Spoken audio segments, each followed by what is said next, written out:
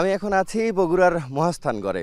প্রাচীন বাংলার রাজধানী পুন্ড্রনগর বা পুন্ড্রবর্ধনপুর ঘুরে বেড়াচ্ছেন পর্যটকরা।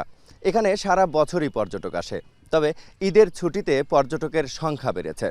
পর্যটকরা মহাস্থান যে জাদুঘর রয়েছে সেখানে ঘুরে বেড়াচ্ছেন, মহাস্থানে পাওয়া প্রত্ন নিদর্শনগুলো দর্শন করছেন। সেই সাথে বেহুলা লক্ষিন্দরের বাসর ঘর, যেটি গোকুল মেদ নামে পরিচিত, সেই জায়গাটি ঘুরে বেড়াচ্ছেন।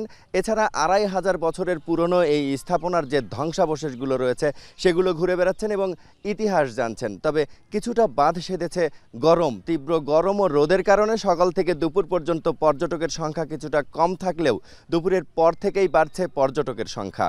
প্রত্নতত্ত্ব অধিদপ্তর এবং ট্যুরিস্ট পুলিশের তৎপরতায় পর্যটকরা নির্বিঘ্নে ঘুরে বেড়াচ্ছে এই পুন্ড্রনগর বা পুন্ড্রবর্ধনপুরের সীমানা জুড়ে।